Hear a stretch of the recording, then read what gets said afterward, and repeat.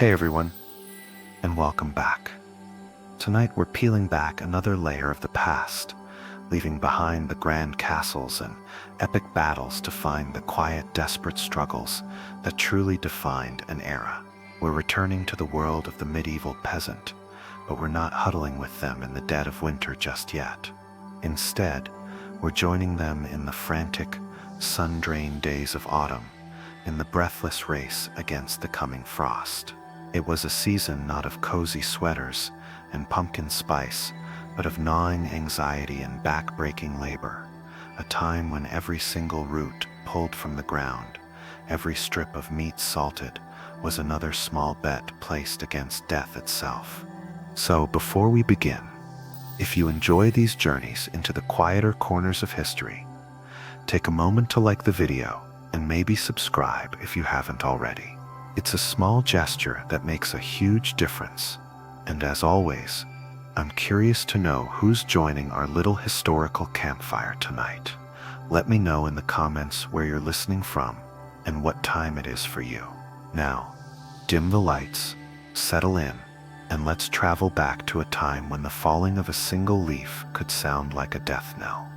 When you picture a medieval harvest, you might imagine bustling, cheerful scenes from a storybook, golden fields, rosy-cheeked peasants singing as they swing their scythes, carts overflowing with a bounty of nature's goodness.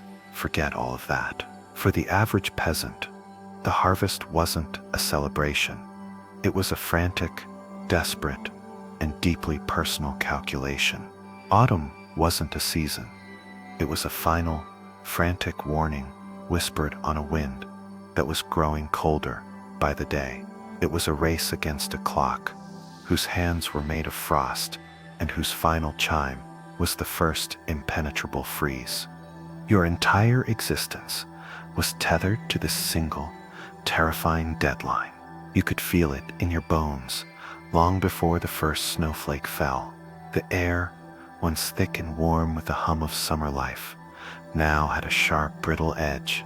The sun, a benevolent friend just weeks ago, now hung lower in the sky, casting long skeletal shadows across the fields, its light thin and watery, lacking all its former strength. Every morning you'd wake to a landscape painted with a delicate crystalline layer of dew that clung a little too long, a beautiful, deadly reminder that winter had already sent its first spies. The fields were a theater of exhaustion. Your back ached from dawn till dusk, a permanent, dull fire just beneath your skin. Your hands, calloused and cracked, were stained with the earth, the rough husks of grain having scraped them raw. You swung your sickle not with joyful energy, but with the grim metronomic rhythm of a survivor. Every stalk of wheat, barley, or rye you cut was one more mouthful of bread that might see your family through January. Every swing was a defiance of the coming hunger. But this bounty, meager as it was, wasn't truly yours. First came the lord of the manor, or his reeve, striding through the fields with an air of absolute authority. He was there to claim the demise harvest, the best land worked by you for his benefit. Then came the tithe for the church, a tenth of your own meager crop, bundled up and carried away to God's storehouse, which looked suspiciously like the priest's barn. After the Lord, the church, and the endless list of feudal dues and payments, what was left for you was a pile of grain that looked insultingly small. Congratulations. You've just paid for the privilege of starving slowly. You would stare at that pile, doing the grim arithmetic in your head. How many mouths to feed? How many days until the spring thaw? Assuming there was a spring thaw, every grain mattered. If a bag split, you'd be on your hands and knees in the dirt, picking out every last kernel, your heart pounding with a primal fear of waste. But the fields were only the first battlefield. Once they were stripped bare, the race continued into the woods and hedgerows. This was the secret harvest, the foraging that supplemented the crumbs left over from the official one. You'd send your children, their small, nimble fingers, perfect for the task, to scour the forest floor for acorns and chestnuts. You'd teach them which mushrooms would fill a stew, and which would send you into the arms of God with terrifying speed. It was a high-stakes game of Russian roulette with fungi, a lesson in botany, where the final exam was simply waking up the next morning. You'd gather wild berries to be dried into hard, tiny jewels of flavor, and crab apples so sour they'd make your jaw ache. But they were food. Every basket brought back was a tiny victory. And then there was the hunt. Not the grand, noble affair with hounds and horns you see in tapestries. This was the silent, illicit hunt of the poor. The forest officially belonged to the Lord, and hunting his deer or boar was a crime punishable by mutilation or death. So you set snares. You'd craft them from sinew and bent branches, hiding them along the secret paths where rabbits and squirrels ran. Every morning, you'd check your traps with a mix of hope and terror. Finding a rabbit was a moment of pure, unadulterated triumph. It was meat, precious, life-giving protein. But the walk back to your hut was a paranoid journey, every snap of a twig sounding like the footstep of the Lord's game warden. A single rabbit could mean the difference between a weak child and a healthy one, but it could also mean losing a hand. This was the reality of the peasants' autumn, a season spent gathering, gleaning, and stealing, all under the cold, watchful eye of a sky that promised only darkness to come. Every sunset was a victory, but it also meant you were one day closer to the freeze. The race was on, and you couldn't afford to lose. If you think your apartment is drafty because the window doesn't close properly, the medieval peasant would like a word. Their homes weren't just drafty, they were enthusiastic wind tunnels with a roof, architectural sieves designed to filter out only the largest of birds while inviting in every single molecule of freezing air. Surviving the winter wasn't just about what you could gather outside. It was an intimate, desperate war waged within the four flimsy walls you called home. This was the second front in the battle for survival, a close-quarters conflict against an invisible enemy that never slept. Your house was what historians politely call wattle and daub construction. Translation: sticks crisscrossed like a giant, poorly made basket, then smeared with a charming mixture of mud, straw, and animal dung. Yes, dung. They weren't trying to be grotesque. Dung was a cheap, sticky, and surprisingly effective insulator. Plus, it was always, shall we say, readily available. These walls, no matter how lovingly smeared, stood little chance against a proper winter gale. The cold didn't just knock at the door, it seeped, slithered, and punched its way through 1,000 tiny imperfections. It found every crack, every gap, every spot where the daub had crumbled away, and it danced its way into your one-room hovel, swirling around to make sure you never got too comfortable. Privacy? Absolutely not. Warmth? A distant dream. Character building? Definitely. Sealing up the house for winter was an annual, desperate ritual. It was an art form, born of pure necessity. You became a connoisseur of cracks. You'd run your hands along the walls in the fading autumn light, feeling for the telltale trickles of cold air, marking each one in your mind like a general mapping in enemies' infiltration routes. Then, you armed yourself with whatever you could find. Moss, ripped from the damp bark of trees, was a favorite.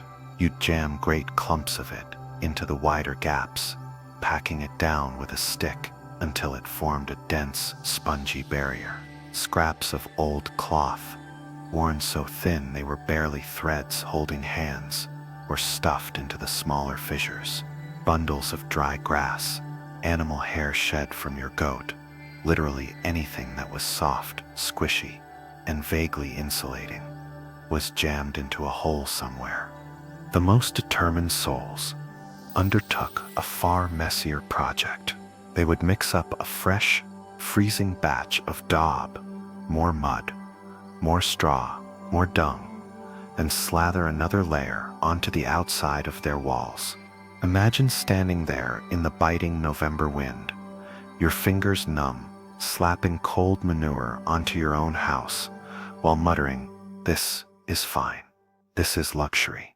Because, in a way, it was. Every patch was another tiny prayer against the wind, another fraction of a degree you might trap inside. And then there was the roof. Thatched roofs looked picturesque. Sure, a charming feature of the rustic countryside, but after a few seasons of rain, snow, and wind, they sagged, leaked, and occasionally became a welcoming home for the local wildlife. A roof leak in summer was an annoyance. A roof leak in winter was a personal attack by God.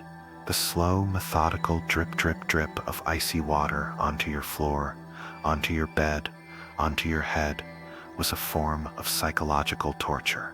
You'd plug the holes from below with more spare bits of cloth, bundles of reeds, or in moments of true desperation, a chunk of turf stolen from the nearest field. By midwinter, your ceiling looked like a sad, lumpy patchwork quilt made by someone who gave up halfway through. Windows, if they existed at all, were laughably tiny openings, more like arrow slits in a fortress of misery. Glass was so astronomically expensive that even the lord of the manor probably couldn't afford more than a single tiny pane. For you, the peasant, a window was a hole, and covering it was a challenge. You might have a set of crude wooden shutters that you'd bar shut, plunging the room into near total darkness. Or you might have a piece of animal hide, scraped thin and translucent, tacked over the opening. This window of stretched cowhide or sheepskin let in a pathetic milky gray light, but it also had a habit of being ripped right off the wall by a sudden blizzard. More often than not, a window was just another hole to stuff with rags. But the assault came from all directions. The cold didn't just come through the walls. It rose from the ground itself. Floors weren't really floors. They were just slightly flatter patches of compacted earth inside your home. When it rained or snowed heavily, moisture seeped up through the ground. In winter, every step inside your own home could feel like trudging across a frozen marsh. The cold radiated upwards, a relentless, silent enemy rising from below. Your only defense was to cover the floor with layers of straw or old rushes. But straw flattened fast, got moldy even faster, and added a crunchy soundtrack to your already miserable nights. Over time, this floor covering created a fascinating, disgusting ecosystem of decomposing plants, fleas, food scraps, and whatever mystery creatures decided to move in. Every night was a new battle. You'd lie there, huddled under a scratchy wool blanket, listening to the wind howl like an angry ghost, probing your home for weaknesses. You'd feel a sudden, icy finger of a draft touch your cheek and know that somewhere a piece of moss had failed. You'd hear the ominous drip-drip from the ceiling and know that a new leak had been born. You'd feel the damp cold seeping up from the straw beneath you and know the earth itself was trying to steal your warmth. Yet somehow, through this constant, exhausting vigilance, through cleverness, stubbornness, and a refusal to accept slightly frozen as a permanent state of being, you muddled through. One muddy handful, one stuffed rag, one patched hole at a time, you held the line against the siege of winter. If the medieval home had a single beating heart during winter, it wasn't the roof or the walls or even the brave, feudal layers of dung insulation. It was the hearth, a crackling, stubborn, smoky fire pit that served as the only real defense against the cold, the darkness, and the suffocating gloom of a world gone dormant. This wasn't just a feature of the home, it was the home's very soul, a temperamental, demanding deity around which all life orbited. Forget everything you know about cozy fireplaces. No grand stone mantle. No neatly stacked logs. No chimney sweeping the smoke elegantly skyward. The peasant hearth was a raw, primal thing. A simple circle of stones on the dirt floor, or a slightly raised clay platform in the center of the one-room hut. Here, a few precious logs, or, more likely, a lumpy pile of peat and dried branches, sputtered and hissed. It did its best, but its best was often a smoky, half-hearted glow that roasted the toes of whoever sat closest, while leaving the rest of the room to the mercy of the frost. And the smoke. Oh, the smoke. Most peasant homes didn't even have chimneys. A small, hopeful hole in the thatched roof, often called a smoke hole, was the only designated exit. But smoke, being smoke, is lazy. It preferred to do its own thing. It would drift upwards in a thick gray column, linger amongst the rafters, explore every corner of the room, and then, only when it was quite ready, consider leaving through the hole. More often, it would just pour out through the cracks in the walls, the gaps in the door, or, if it was feeling particularly malevolent that evening, right into your lungs. Living in a medieval hut during winter was to exist in a perpetual state of being slowly smoked, like a ham. Your eyes were constantly red and watering. Your throat was perpetually scratchy. You, your clothes, your children, your goat, everything and everyone smelled of wood smoke. It wasn't just an aroma, it was a permanent part of your identity. On the bright side, this constant fumigation did a fantastic job of discouraging fleas, lice, and other unwanted guests. Who needs pest control when you're marinating in creosote 24/7s? But for all its flaws, the hearth was life. It was the kitchen, where a single, bubbling cauldron of turnip and barley stew hung from a hook, simmering for days on end. It was the only source of light after the sun, a weak and flickering candle against an ocean of darkness, casting dancing, monstrous shadows on the mud walls. It was the medieval version of television, where families would sit for hours, staring into the flames, telling stories, gossiping, or just silently watching the embers glow, because frankly, there was nothing else to do. Keeping this fire alive wasn't just a nice idea. It was mandatory. Letting the fire die out overnight was like unlocking your door and putting up a welcome sign for the Grim Reaper.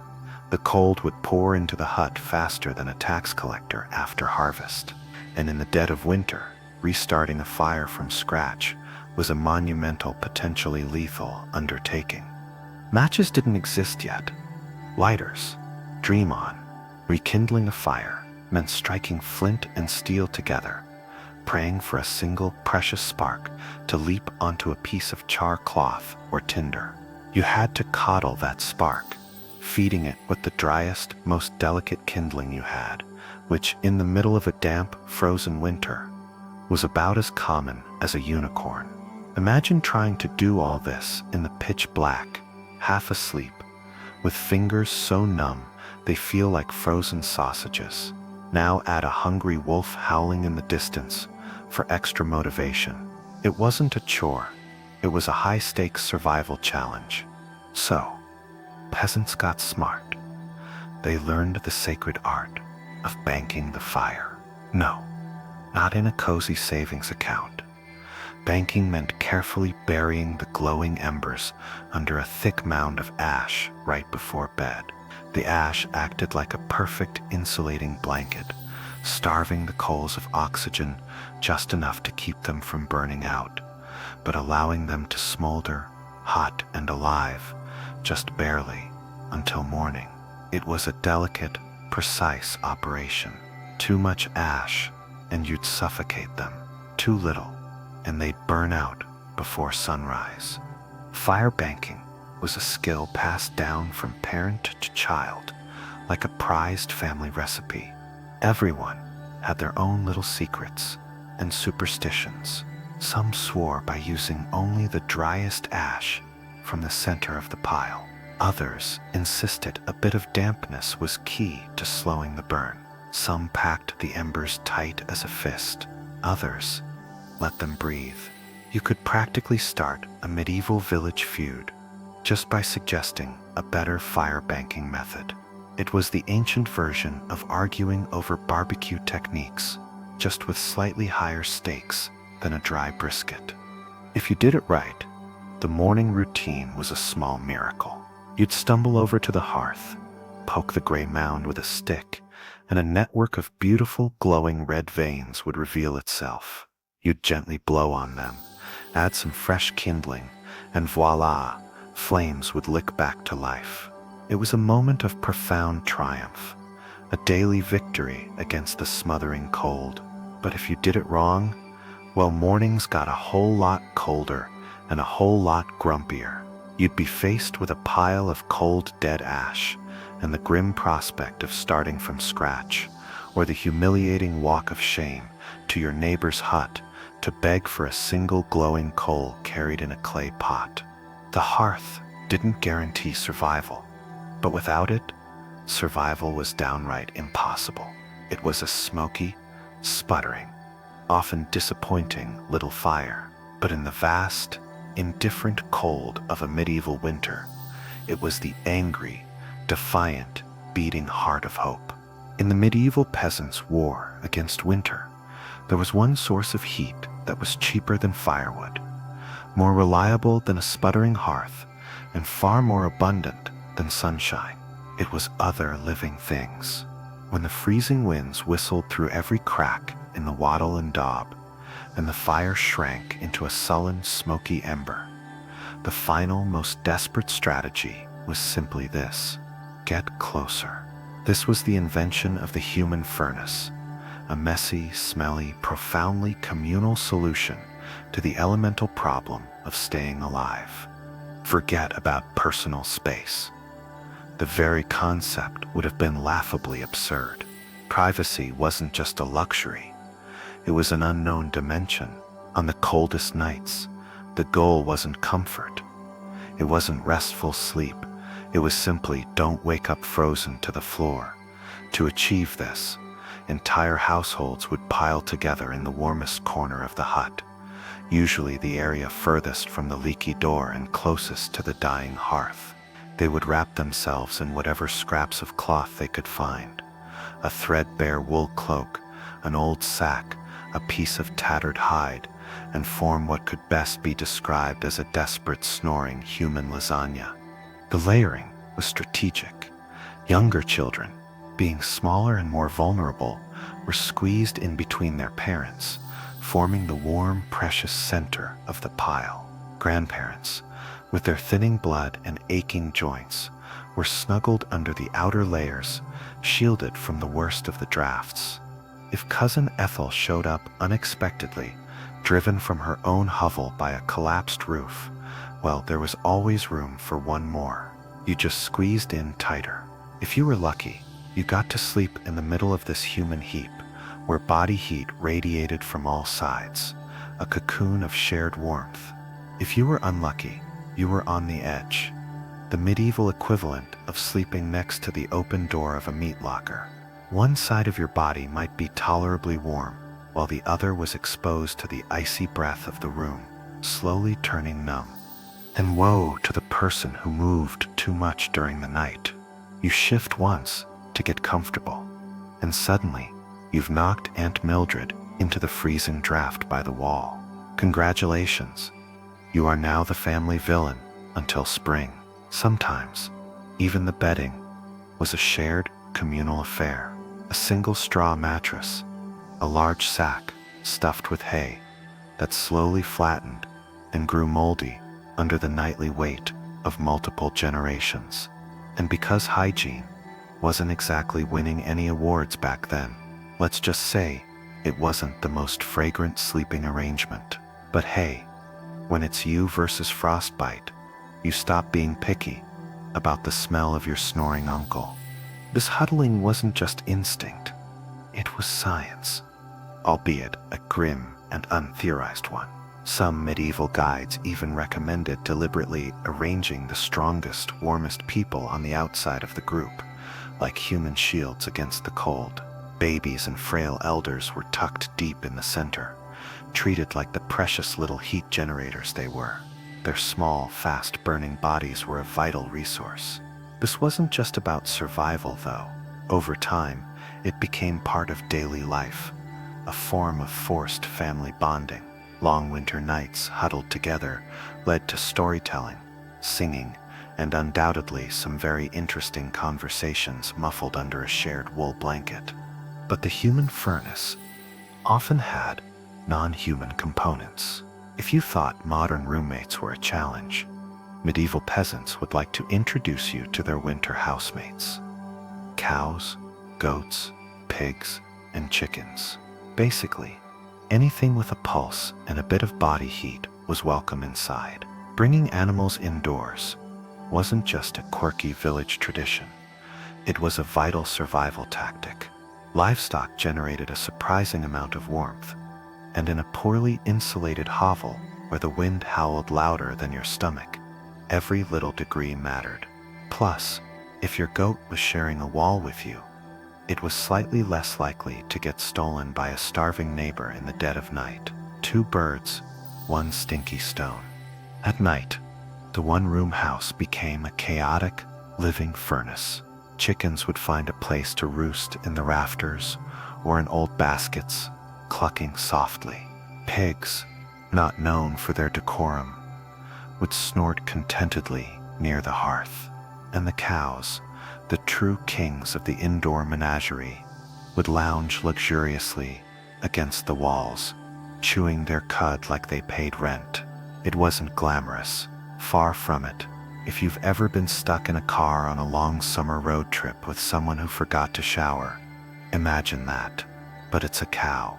It's winter, and there's literally nowhere else to go. The smells were legendary. A rich, earthy perfume composed of unwashed humans, damp straw, wood smoke, and a whole barnyard of animal odors. By springtime, the aroma of a shared winter was something fierce. You didn't need to light a candle. Your nostrils were already on a wild ride. But medieval peasants developed a selective nose. They didn't complain much, because they knew one uncomfortable truth. The more animals you had inside, the fewer frozen toes you'd have in the morning. A cow, being a large grass-powered radiator, could raise the ambient temperature of a small hut by several crucial degrees. Their warm, steamy breath fogged the air, adding a humid, bovine microclimate to the room. Of course, sharing your bedroom with a farm wasn't without its hazards. Imagine drifting off peacefully, only to be rudely awakened by a chicken deciding your hair makes a good perch, or stepping barefoot into something wet and suspicious first thing in the morning. Yes, medieval mornings could be full of surprises. There was the constant noise, the snorting of pigs, the rustling of straw, the occasional startling moo that seemed to shake the very foundations of your hut. Still, despite the noise, the smells, and the occasional hoof to the ribs, peasants understood the simple math. Cold kills and cows cuddle, whether they want to or not. In the brutal calculus of winter, a warm, slightly slobbery cow breath was often the deciding factor between life and death. So next time your sibling steals your blanket or your dog hogs the bed, just remember at least you're not fighting for elbow space between a snoring ant and a particularly judgmental goat. When the sun bled out on the horizon, plunging the medieval world into a profound and terrifying darkness, the physical battle against the cold was joined by a psychological one. Winter wasn't just a trial of the body, it was a siege of the mind. For months on end, the nights were overwhelmingly long, the days brutally short. Darkness wasn't just the absence of light, it was a presence, a tangible smothering blanket that seemed to muffle sound, distort space, and awaken the deepest fears of the human heart. In this endless twilight, the medieval peasant had to find a way not just to keep their body warm, but to keep their spirit from freezing solid. The hearth, that smoky, sputtering heart of the home, was the first line of defense. Its flickering light pushed back the suffocating blackness, creating a small, sacred circle of orange gold in a universe of shadow.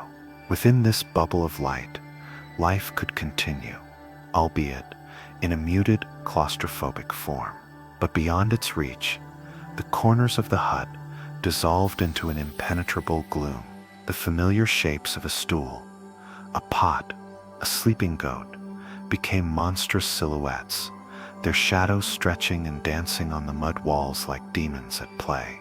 Every creak of the roof, every skittering sound in the thatch was amplified by the silence, transformed by the imagination into something sinister. Was it just the wind, or was it something else, something ancient and hungry, scratching at the door? To fill this vast, terrifying emptiness, they used the one tool they had in abundance, their voices. The winter hearth was the crucible of oral tradition, the stage where the culture of a people was kept alive. When the day's meager work was done, and the family was huddled together, drawing warmth from the embers and each other, the stories would begin. These weren't gentle bedtime fables. They were raw, powerful tales filled with mischievous spirits, malevolent fairies, cunning saints, and heroic fools. They were stories that explained the world, a world where the veil between the natural and the supernatural was terrifyingly thin.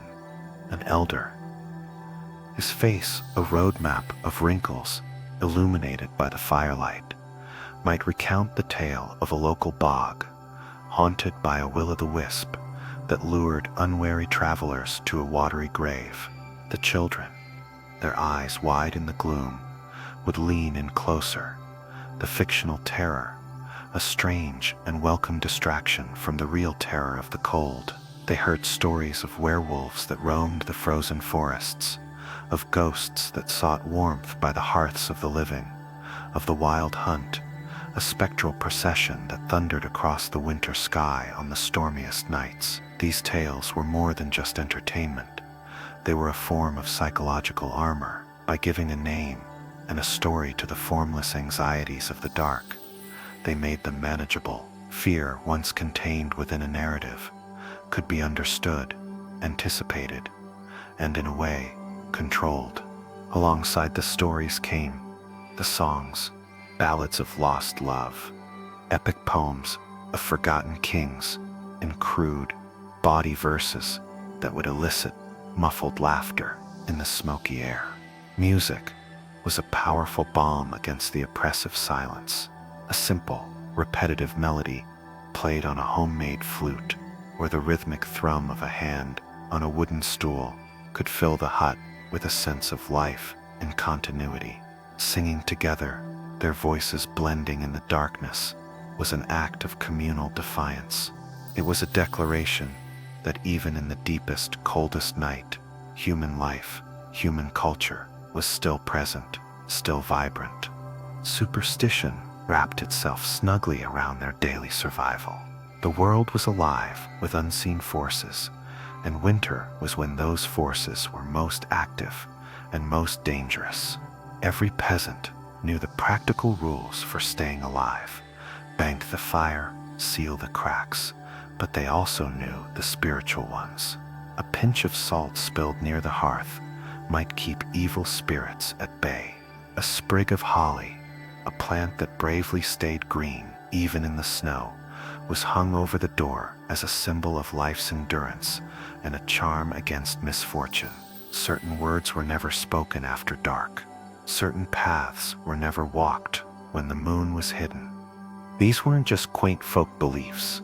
They were a mental framework for navigating a world filled with uncertainty, in an existence where a sudden illness, a collapsed roof, or a fire going out could mean death. Attributing some control to rituals and charms provided a crucial sense of agency. It was a way of fighting back, even if the enemy was invisible and the weapons were symbolic. The peasants weren't asking for luxury. They were just trying to tip the cosmic scales a tiny bit in their favor. And then there was the more organized faith. The church, with its stone walls and solemn rituals, offered a more structured kind of hope. The cycle of religious feasts provided punctuation marks in the monotonous blur of winter. Christmas, or the 12 days of Yuletide, was a brief, glorious respite. It was a time of rare feasting, a time when the lord of the manor might, in a fit of seasonal charity, distribute extra ale and bread. The flickering candles of the church on a cold Christmas Eve were a powerful symbol of light in the darkness, a promise of divine hope in the bleakest season. But even faith was a double-edged sword. The same priest, who offered comfort, also warned that the harshness of winter was God's punishment for humanity's sins. The howling wind was the breath of demons. The plague that often followed in winter's wake was a sign of divine wrath. So they prayed. They knelt on the cold dirt floor of their huts, their breath turning to mist in the air, and offered hurried, desperate prayers to a God who felt both infinitely powerful and terrifyingly distant. They prayed for the fire to keep burning, for the roof to hold, for their children to see another sunrise. Their faith wasn't an abstract theological comfort.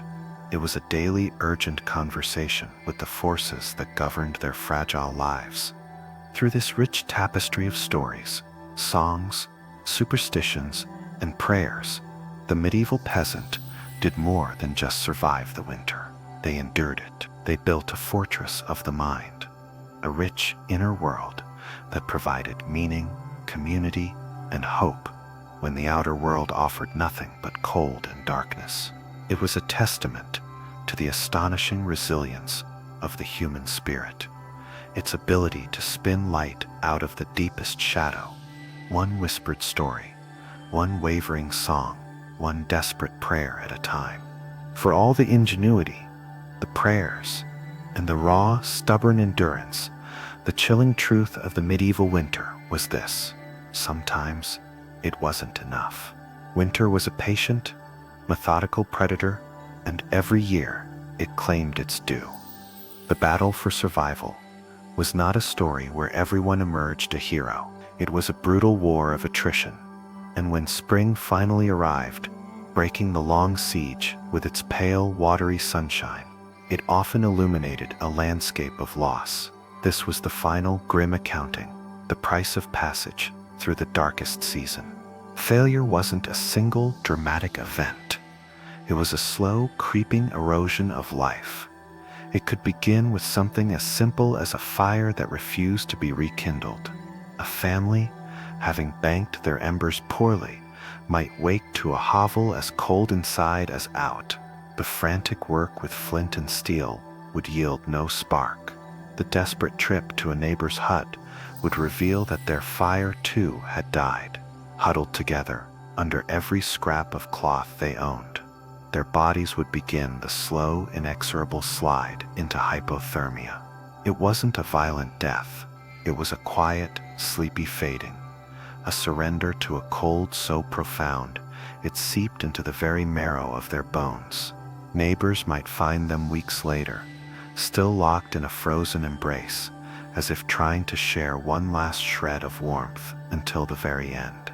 Or it could begin with a cough. In the cramped, smoky, unventilated space of a peasant hut, shared by a dozen humans and their livestock, disease spread like wildfire through dry grass. Starvation and cold weakened the body's defenses, leaving it vulnerable to what they called lung sickness, pneumonia, bronchitis, influenza. A simple cough in December could easily become a rattling, breathless funeral by January. There were no antibiotics, no doctors, only folk remedies of onion poultices and bitter herbs, administered with prayers that grew more frantic as the patient's breathing grew more shallow. Children and the elderly, their bodies already fragile, were often the first to succumb. their small labored breaths finally quieting in the long cold night. And then there was the quiet horror of frostbite. It was an insidious thief, stealing pieces of you while you slept. A foot, inadequately wrapped and pressed against a damp wall, would first go numb, then turn a waxy, dead white.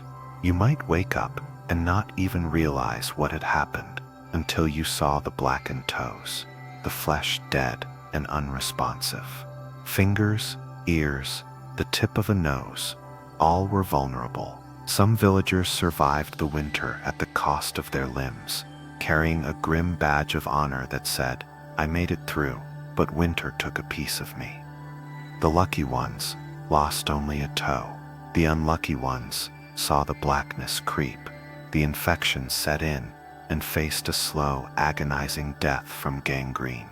Hunger was the constant, gnawing bass note to the symphony of winter suffering. The carefully stored supplies of autumn would dwindle with terrifying speed. The salted meat, the dried peas, the precious grain, all were rationed with an iron will. But a winter that lingered too long, a spring that refused to arrive, could turn rationing into starvation. Families would be reduced to eating the straw from their own beds. They'd boil scraps of leather to make a thin, glutinous broth. Stories whispered of people eating bark from trees, of digging for frozen, half-rotten roots in the iron-hard ground, and in the most desperate, horrifying cases, whispers turned to darker things, to the breaking of the ultimate taboo. The social fabric, so tightly woven during the communal huddling of early winter, could unravel under the unbearable strain of prolonged starvation. The neighbor you shared embers with in December might be the one you eye with suspicion in March, wondering if he had a hidden stash of grain. The communal spirit could curdle into a grim every-man-for-himself struggle. Theft of food became rampant, and the punishment, if caught, was swift and brutal. But what was the threat of a beating compared to the certainty of watching your child starve? Even the landscape became a death trap. A heavy snowfall could isolate a village completely, cutting it off from the mill, the church, the outside world. A man who set out to check his snares in the woods could get lost in a sudden whiteout, wandering in circles until he finally collapsed from exhaustion and cold, to be found months later when the snows melted. A river, frozen solid, might seem like a safe crossing, but a patch of thin ice could give way, plunging a person into the shockingly cold water, their heavy wool clothes pulling them under in seconds. What is most haunting isn't just the death, but the eerie normality of it. People accepted that each winter, some among them wouldn't see the thaw. Death wasn't an unexpected tragedy. It was just another neighbor at the door, wrapped in frost, waiting its turn. They would mourn their dead, but the grief was a quiet, weary thing. There was little energy for grand displays of sorrow. The living had to focus on the relentless, immediate task of staying alive themselves. And so, when the first signs of spring finally appeared, the sound of dripping water from the eaves, the sight of a brave green shoot pushing through the muddy snow, the return of the birds, it was met not with explosive joy, but with a deep collective sigh of profound relief. It was the relief of a soldier at the end of a long and brutal battle. They had survived, but as they emerged from their smoky, crowded huts, blinking in the new light, the cost was laid bare. The empty stool by the fire, the child's bed now unused, the fresh mounds of earth in the churchyard, each was a silent testament to the price of winter, a debt paid in human lives. They had won, but it was a victory etched with sorrow, a reminder that in the relentless war against the cold, even survival felt like a loss. Before the towering intellects of the Renaissance were celebrated in the marble halls of Florence and Rome, there was a mind taking shape in the dusty, unremarkable landscape of rural Tuscany. Leonardo da Vinci didn't enter the world with a grand title or a guaranteed place in society. Born in 1452 in the small hill town of Vinci, he was the illegitimate son of a local notary and a peasant woman. In the rigid, status-obsessed world of 15th century Italy, this was a stain, a mark of social inferiority that could have condemned him to a life of obscurity. But for Leonardo, this accident of birth became a strange, paradoxical freedom. Unburdened by the expectations of a noble lineage, he was left to follow the one thing that truly commanded him, his own insatiable curiosity. From his earliest days, Leonardo was different. While other boys were learning their father's trade or preparing for a life in the church, he was out in the fields and forests, his eyes wide with a relentless, almost holy attention to the world around him.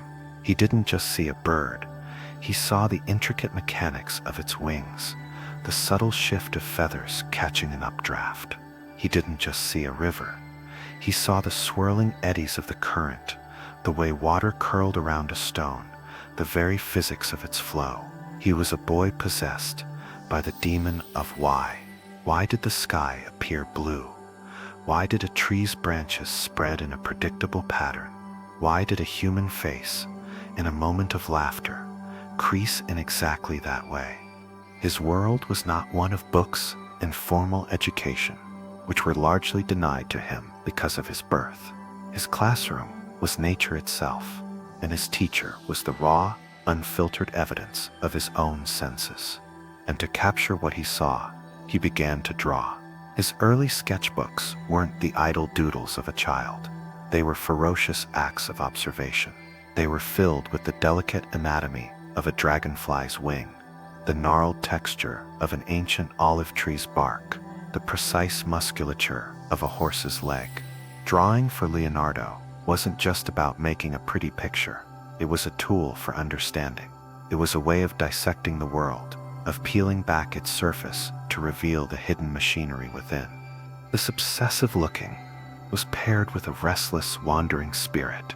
He would spend hours watching water, mesmerized by its constant chaotic motion. He'd climb mountains just to study the composition of rocks and the way distant landscapes faded into a hazy blue, an observation that would later revolutionize the art of painting.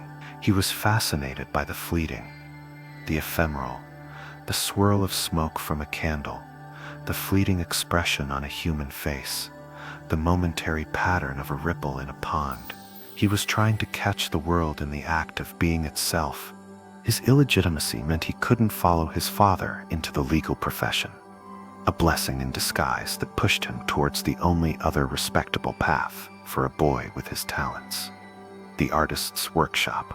His father, recognizing the boy's extraordinary gift, apprenticed him to Andrea del Verrocchio, one of the leading artists in Florence. The bustling, competitive world of Verrocchio's studio was a crucible. It was a place of immense creativity and technical rigor, where painting, sculpture, goldsmithing, and engineering all happened under one roof. For a mind like Leonardo's, it was paradise. Here, he didn't just learn to paint. He learned the chemistry of mixing pigments, the mathematics of perspective, the anatomy needed to render the human form with lifelike accuracy. He quickly surpassed his peers, and even his master. Legend has it that when Verrocchio saw the angel Leonardo had painted in his baptism of Christ, its ethereal beauty and psychological depth so far exceeded his own work that he vowed never to paint again. The story may be apocryphal, but its message is true. A new kind of artist, a new kind of thinker had arrived. But even in the heart of Florence, the center of the artistic universe, Leonardo remained an outsider. He was handsome, charming, and renowned for his physical strength.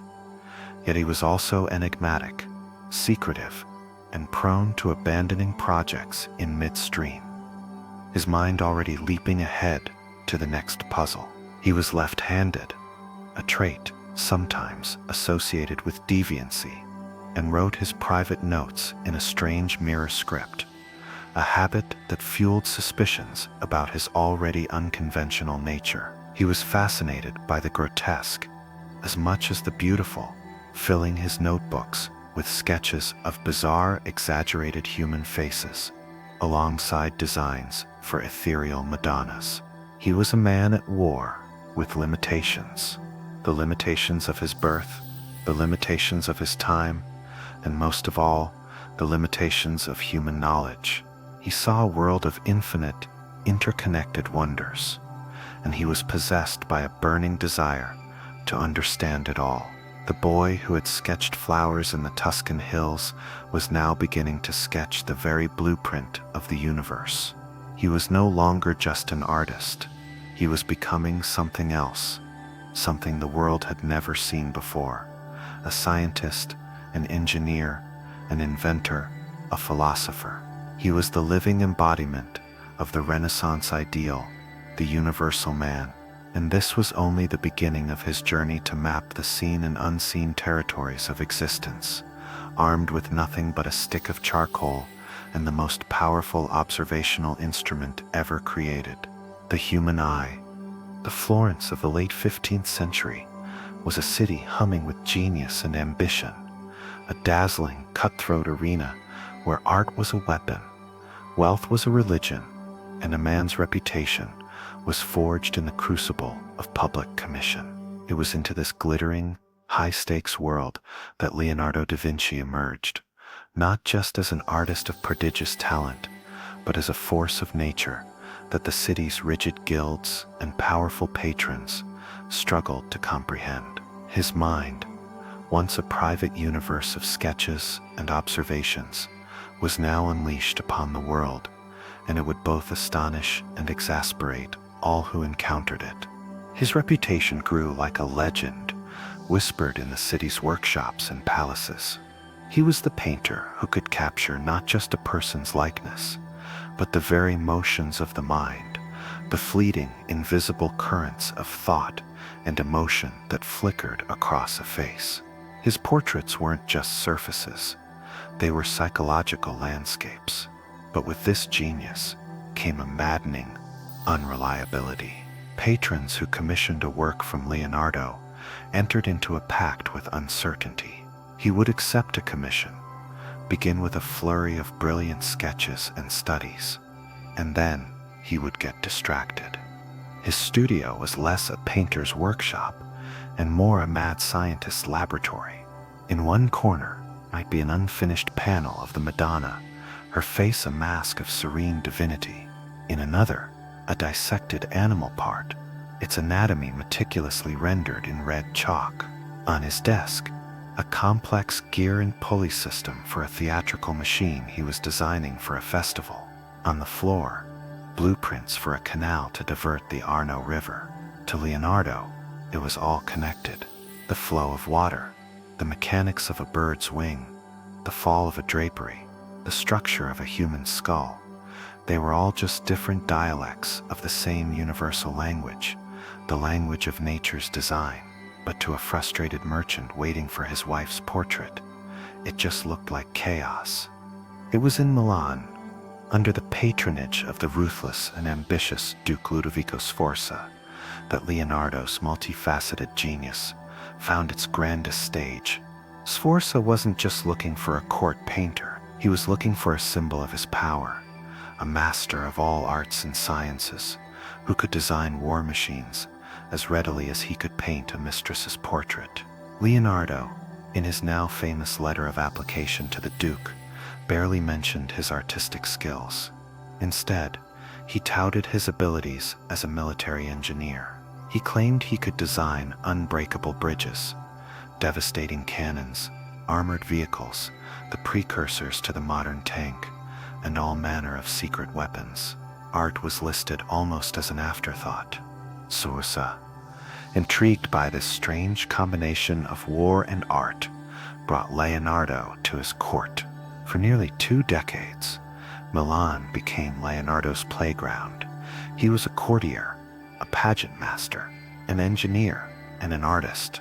He designed elaborate, fantastical stage sets for court festivals, with mechanical planets that orbited and gods that descended from the heavens.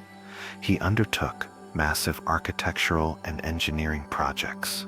He filled notebooks with anatomical studies, delving deeper into the secrets of the human body, a pursuit that was both scientifically groundbreaking and religiously perilous.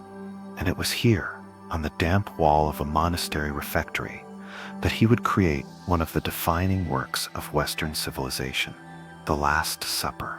He abandoned the traditional rigid fresco technique, which demanded fast, unforgiving work.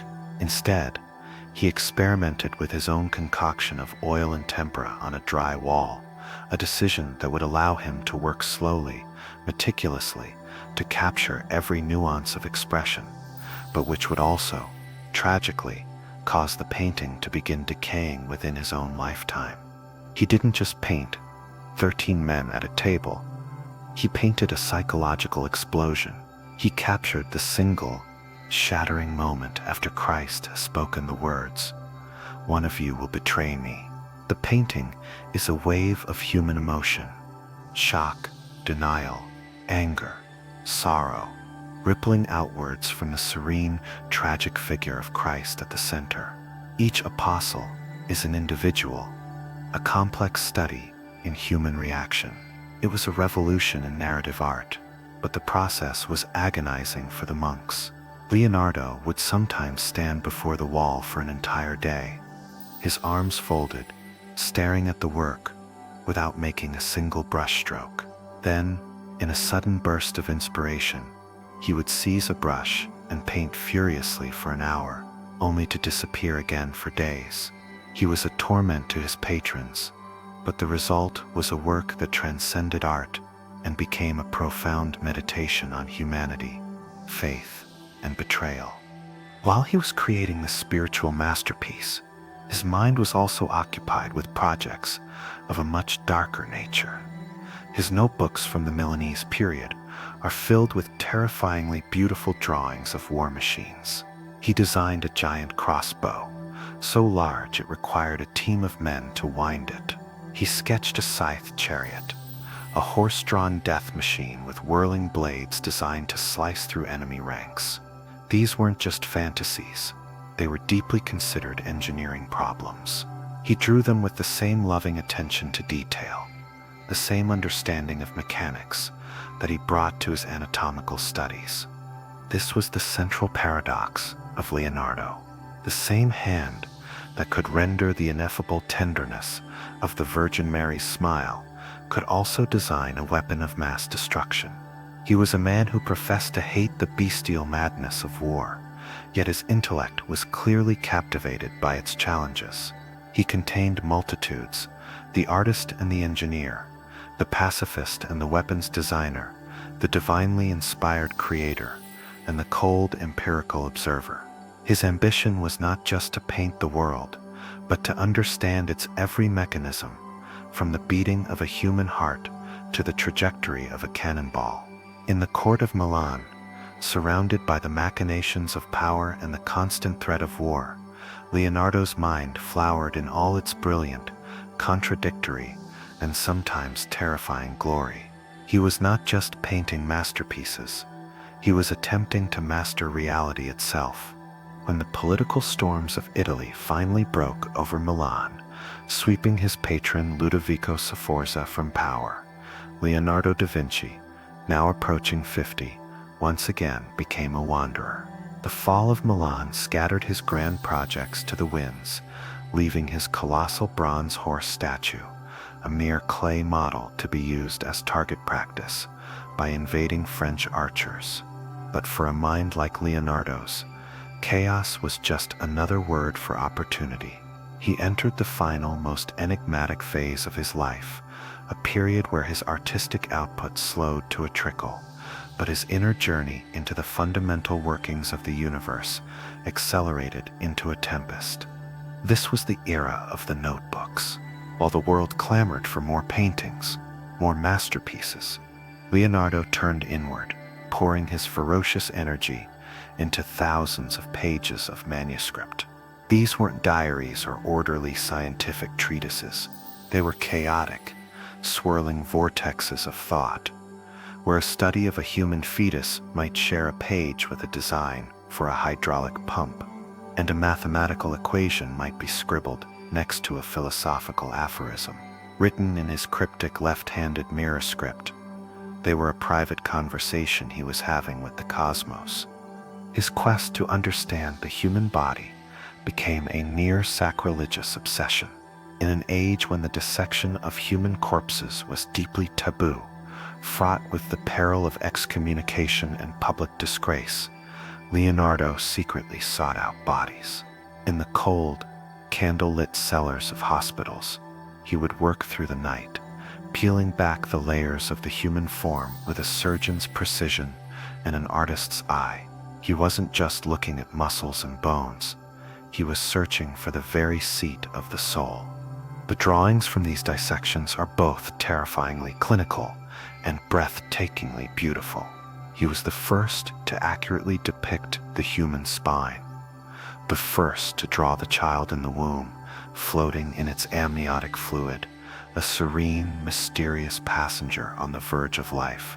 He drew the heart, not as the simple shape of Valentine's, but as a powerful, four-chambered muscle, correctly identifying it as the engine of the circulatory system and theorizing about the function of its valves.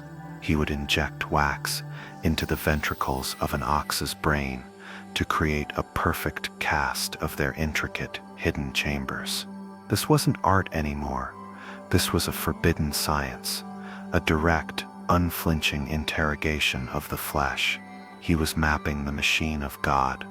And as he mapped the human body, the microcosm, he simultaneously reached for the sky, the dream of flight.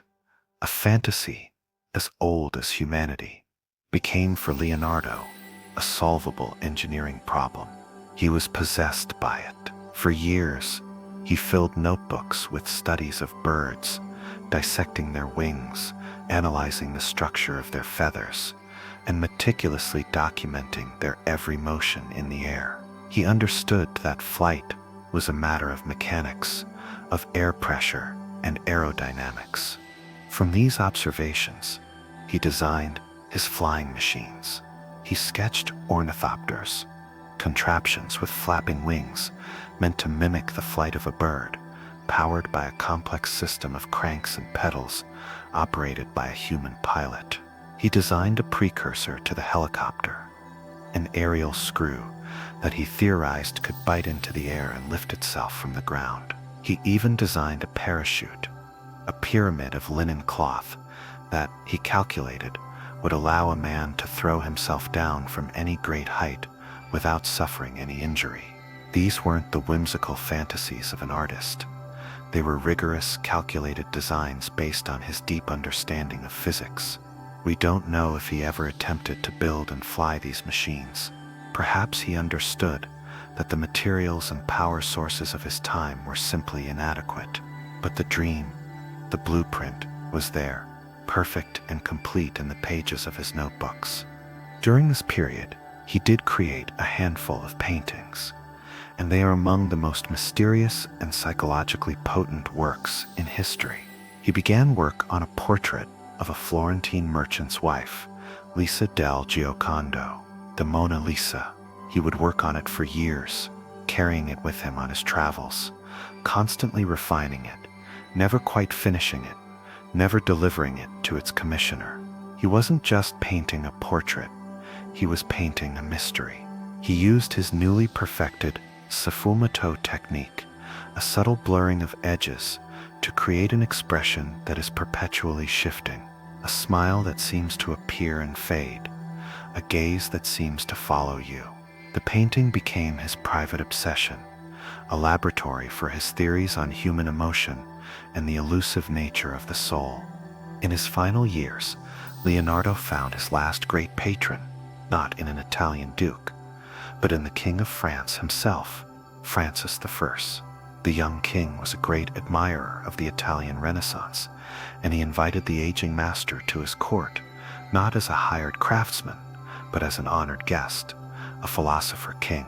He gave Leonardo a chateau, a handsome salary, and the one thing he craved most, the freedom to pursue his thoughts wherever they might lead.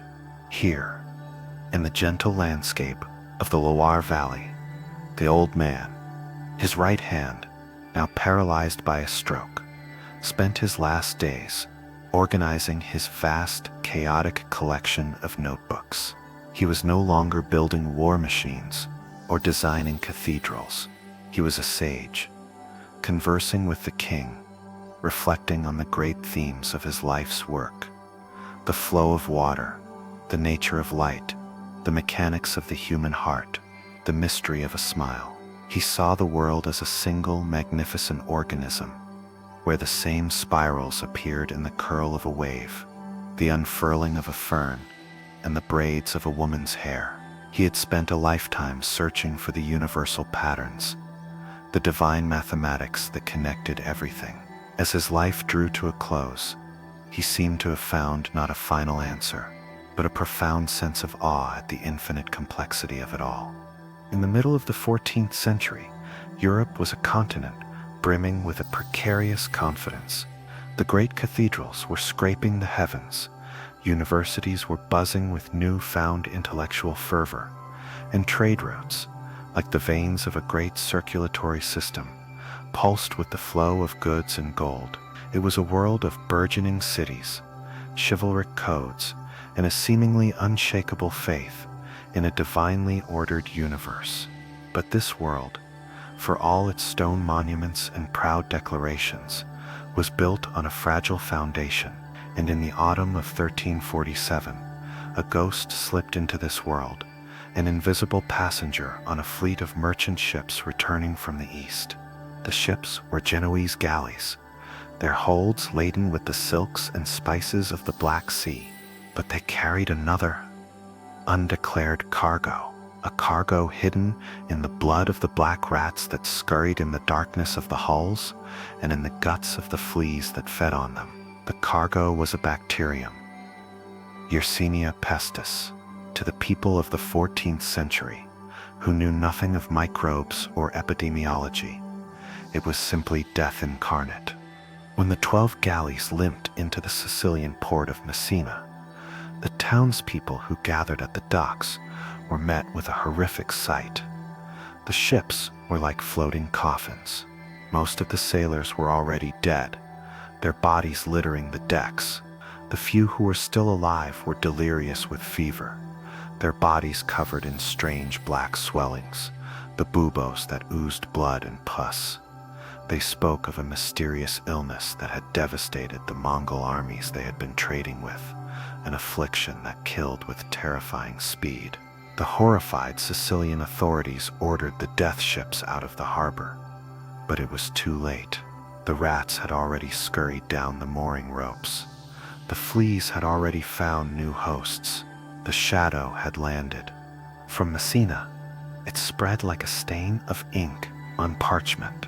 It moved with the inexorable rhythm of commerce and travel. It followed the trade routes, leaping from port to port, Genoa, Venice, Marseille. It traveled inland, on barges, in the packs of merchants, on the clothes of pilgrims.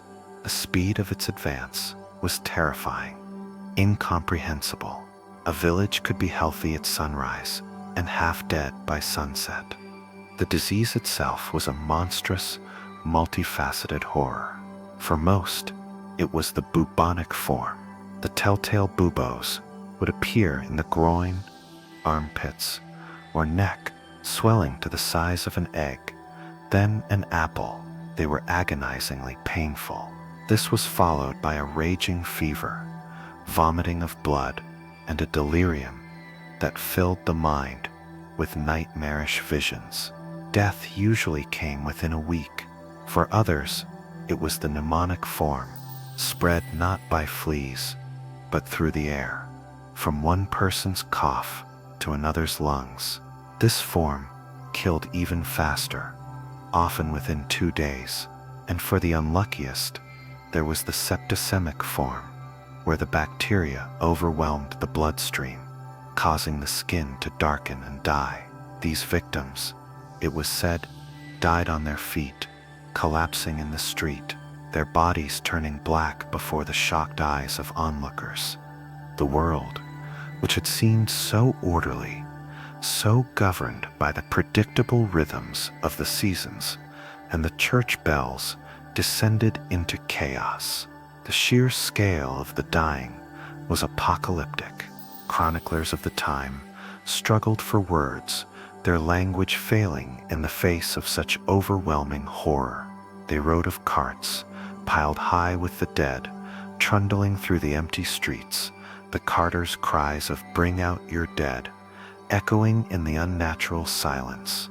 They wrote of mass graves, great pits dug outside the city walls, where bodies were layered like lasagna, with thin sprinklings of earth in between. In the face of this incomprehensible onslaught, the structures of society began to buckle and break. Doctors, who had no cure and no understanding of the disease, were often the first to flee. They would visit patients cloaked in strange bird-like masks with long beaks stuffed with herbs, believing these would ward off the miasma, the bad air they thought was responsible. But their remedies, bloodletting, lancing the buboes, potions of crushed emeralds, were useless. Soon, many stopped visiting altogether.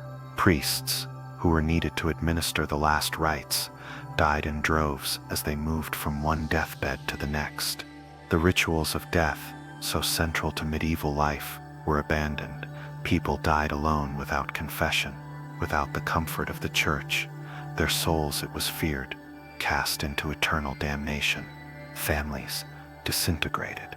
The bonds of love and duty, once thought unbreakable, snapped under the strain of terror. Parents abandoned their sick children. Husbands left their wives. People would walk on the other side of the street to avoid a friend, their faces masks of fear. The healthy sealed themselves in their homes, hoping to wait out the storm, only to find that the pestilence could seep through the thickest walls. The world that had been so full of sound, the clang of the blacksmith's hammer, the chatter of the marketplace, the singing of monks, fell silent. Fields lay fallow, the crops rotting on the stalk, because there was no one left to harvest them. Livestock wandered untended through the countryside. Cities that had been vibrant hubs of life became ghost towns, their streets littered with the unburied dead. It seemed to many that God had turned his face away, that the trumpets of the Last Judgment were sounding. The Black Death was not just a medical crisis, it was a spiritual one. It was a full-scale assault on the medieval understanding of the world, a world that now seemed to be ending, not in fire and glory, but in a feverish, agonizing whisper. As the first, most terrifying wave of the plague receded, leaving a shattered, eerily silent Europe in its wake, the survivors crawled out from their hiding places to face a world that was fundamentally broken. The air no longer carried the stench of death on every breeze, but the landscape of human society had been irrevocably altered. This wasn't a war from which one could rebuild a city and return to the old ways. The Black Death had been a biological scythe, a demographic cataclysm that had wiped out, by some estimates, half of the continent's population. In its brutal, indiscriminate reaping, it had torn the very fabric of the medieval world to shreds, and the society that would eventually stitch itself back together would be a strange, new, and unrecognizable creation. The immediate aftermath was a world turned upside down. The rigid, divinely ordained pyramid of feudal society, with the king at the top and the vast, unmoving mass of serfs at the bottom, had been shattered. The most basic law of economics, supply and demand, had asserted itself with a brutal, revolutionary force. The plague's greatest victim had been humanity itself, and now the most precious, scarcest commodity in all of Europe was human labor. For the peasants and laborers who had survived, this was a moment of shocking, unprecedented power. For centuries, their lives had been bound to the land, their wages fixed, their movements restricted. They were a resource, as plentiful and as cheap as the dirt they tilled. Now they were a rarity. Lords and landowners, who had once commanded absolute obedience, now found their fields empty, their harvests rotting. They were desperate for hands to work the land, and for the first time in history, the worker held the winning cards. A strange, giddy sense of opportunity rippled through the lower classes. Peasants, who had been tied to a single manor for generations, simply packed their meager belongings and walked away, seeking better wages, better conditions. Why toil for a pittance for one lord when the lord in the next valley was offering double? A wave of internal migration swept across the continent. Wages for farm laborers and artisans skyrocketed.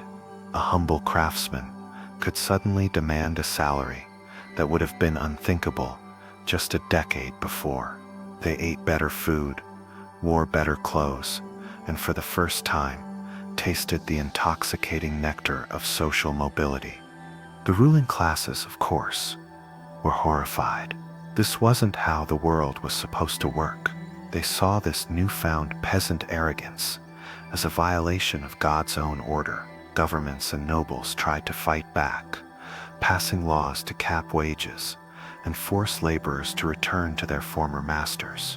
But it was like trying to legislate against the tide.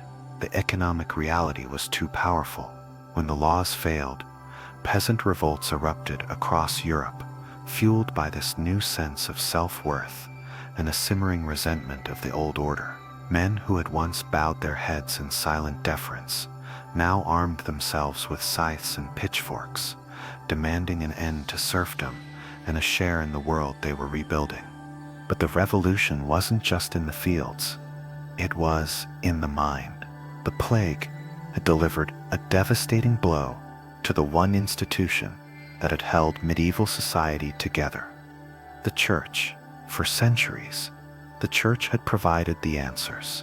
It was the intermediary between humanity and God, the arbiter of morality, the guarantor of salvation. But when the pestilence came, the church had been found wanting. Its prayers had not stopped the dying. Its priests had died just as readily as the common sinner. Its explanations that the plague was God's punishment for sin began to ring hollow in the ears of people who had seen the pious and the wicked, the infant and the elder, struck down with equal, random ferocity. A profound wave of skepticism and disillusionment spread.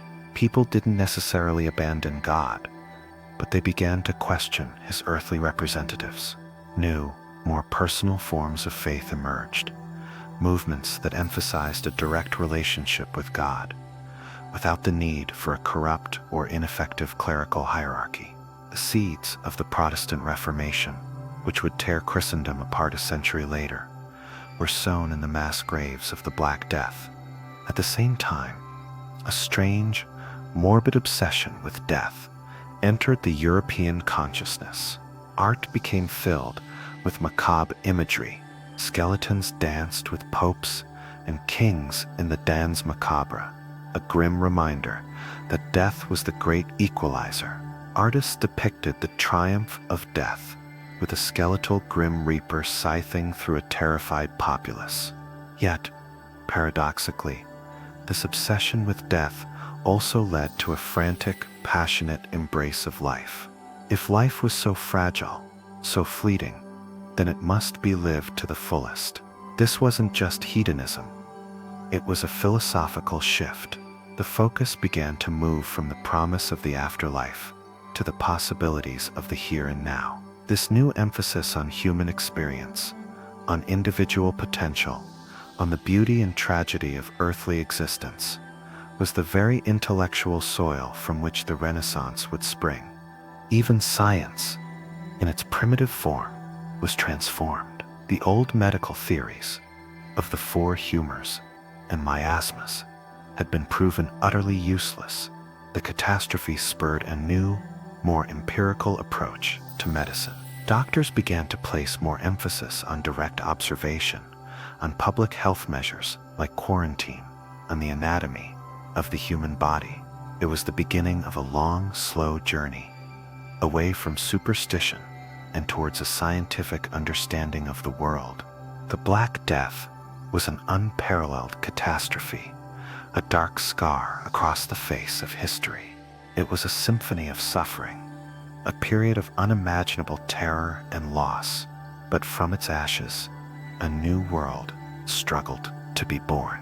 It was a world where the individual mattered more, where old hierarchies were crumbling, where new questions were being asked, and where the human spirit, having stared into the abyss, was reasserting its will to not just survive, but to understand, to create, and to build anew. The bells that had tolled for half of Europe had also, in a strange and terrible way, rung in the dawn of the modern age. Out of the ashes of the Black Death, a new world didn't just emerge, it was forged. The plague had been a great, brutal reset button, wiping the slate of European society clean in ways that no war or revolution ever could. The survivors, having walked through the valley of the shadow of death, found themselves in a landscape of shocking possibility. The old certainties were gone, the old masters were weakened, and the future, once a predictable path from cradle to grave, was now a wild, uncharted territory. The echoes of the plague would reverberate for centuries. From the ashes of the Black Death, a new Europe began to stir, a continent quietly shaping the birth of the modern world. The most immediate and profound transformation was economic. The death of half the population had turned haunted by the memory of apocalypse, but also electrified by a strange, feverish, new energy. The old certainties lay in the fundamental laws of labor on their head. Serfdom, the bedrock of the feudal system for 1,000 years, simply ruins, shattered by a microscopic organism that had humbled kings and popes alike. The world that emerged from this crucible of disintegrated. With land plentiful and workers scarce, a lord could no longer command a peasant's lifelong unpaid service. The death was not a return to the past, but a leap into a turbulent, uncertain, and dazzlingly creative future. The plague serf, once legally bound to the land like a tree, became a free agent. He could negotiate his wages, and had been a grim plow, churning the hard, compacted soil of medieval society. And in its furrows, the seeds, if he didn't like the offer, he could walk away. This single shift was an earthquake that brought the entire of the modern world began to take root. The most immediate and profound legacy was the death of the old feudal order. Surd edifice of feudalism crashing down. A new, dynamic middle class began to emerge from the ruins. Skilled artisans, merchants, boom, the bedrock of the medieval economy that had chained millions to the land for centuries, was effectively dead. A newly independent farmers found their services in high demand. They accumulated wealth, built grander houses in the recovering towns, and wasn't abolished by a king's decree or a philosopher's argument. It was killed by simple mathematics, with to demand a say in their own governance. The rigid three-tiered society of those who pray, those who fight, up to half the workforce gone. The peasant, once a disposable commodity, was now a kingmaker. This seismic shift in power, dynamic in those who work, was becoming obsolete. A fourth order, those who trade and profit, was rising, and it's rippled upwards, destabilizing the entire social pyramid. Landowners, desperate for labor, were forced to lease land for power. Was based not on noble blood, but on cold, hard cash. This new class would become the engine of capitalism. Money, instead of service, creating a new class of independent tenant farmers. The cash economy, once a secondary system, became in the patrons of the Renaissance. The psychological landscape was altered, just as dramatically. Having lived through an apocalypse, the dominant, this economic liberation, was the engine of a new social order, one based less on birthright and more on wealth and enterprise. This newfound power didn't always translate into a peaceful transition. The old aristocracy, seeing their world's survivors, were haunted by a new, intimate understanding of life's fragility. This led to a strange duality in the Europeans slipping away, fought back with legislation and force. But having tasted freedom, the common man would not be easily put back in his spirit. On one hand, there was a dark, morbid streak, an obsession with mortality that manifested in art and literature, but on chains. The century that followed the plague was an age of violent peasant uprisings. From the Jacquerie in France to the Peas the other, there was a passionate, almost frantic embrace of life. If death could come at any moment, without its revolt in England, ordinary people rose up, their demands no longer just for bread, but for justice, for in warning or reason. Then life itself, this brief fleeting moment of earthly existence, became infinitely precious. This new end to the crushing hierarchies that had defined their existence, though often brutally suppressed, these rebellions signaled a permanent change in the European valuation of human life and individual experience. Was the philosophical fuel of the Renaissance, the focus of art, literature, and philosophy consciousness. The silent, deferential peasant of the past was gone, replaced by a man who knew his own worth and was willing began to shift away from the purely divine and towards the human. Artists began to paint real people with real emotions and to die for it. The psychological impact was just as profound. The church, which had offered no solace and no answers, psychological depth. Thinkers like Petrarch and Boccaccio celebrated human intellect, creativity, and potential. It was a movement during the plague, saw its absolute authority crumble. A wave of anti-clericalism and skepticism swept the continent. If that became known as humanism, a belief that humanity, not just God, was a worthy subject of study and celebration, if the church couldn't protect its flock from a tangible earthly horror, how could its promises of an intangible heaven be trusted? This wasn't a rejection of faith, but a rebalancing of the scales, a newfound confidence in the power and dignity of the individual. The church, which had failed to provide either protection or comfort during the plague's darkest hours, spiritual crisis, didn't necessarily destroy faith, but it drove it inward. Mysticism and personal piety flourished as people sought never fully recovered its absolute authority. Its moral and spiritual monopoly was broken. The widespread death of priests had led to a crisis direct connection with God, unmediated by a corrupt and seemingly powerless clergy. This profound questioning of religious authority was a direct intellectual ancestor of Martin Luther and the Protestant Reformation. The Black Death didn't just kill people, it killed the unquestioning faith in the clergy, with many new, hastily ordained priests being uneducated and corrupt. This, combined with the growing skepticism of the populace, created a fertile ground for dissent.